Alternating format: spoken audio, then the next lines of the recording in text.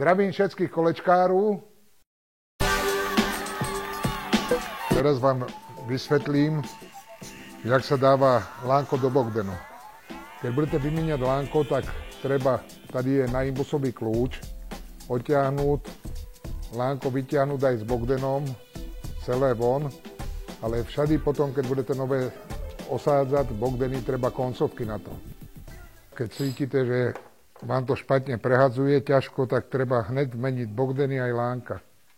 Prvoradí dáme lánko trochu do vazelíny, by ľahko chodilo, už sa smie hen, pocentý paštrňák. Prevlečeme to na zadný prehadzovač. No teraz sme napojili lánko, teraz vyskúšame, či to bude prehadzovať. Lánko sa cvaká tak, aby ste, keby náhodou treba došponovať, asi 4-5 cm od toho a dá sa tam koncovka, aby sa neroztrapkovalo lánko. Tak, s takýmito kleščíkama to pritlačíme. Dvakrát za sebou. Nie veľa, aby ste ju predsvykli, ale a je to spravené. Teraz sa dáme na prešmík. Keď sa vytahuje, musíte dať do nuly, aby ste videli to lánko. No, tady je dierka na tom lánku. A skúsime, či je dobre navlečené. Cvak, je to spravené. Tak teraz môžeme dať Bogdan. Miško, poď za mnou. Zeber si kľúč na prešmík. Kolega, to je môj technik, Michal.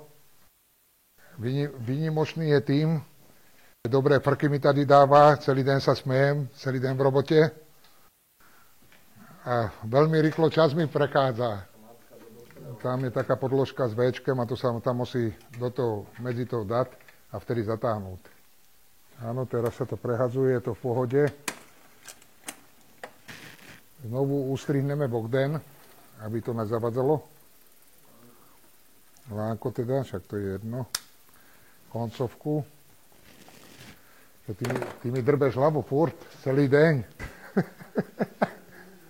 No, ukončíme lánko, aby sa nestrapkalo, lebo to môže robiť aj úraz. Keď niekto to mení, tak najlepšie je lánko nerezové. Keď sa vám video ľúbilo, lajknite ho, vidíme sa.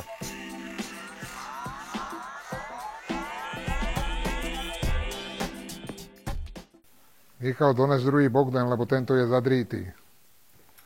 Miško, daj mi zadný Bogdan, prosím ťa, nespýtam.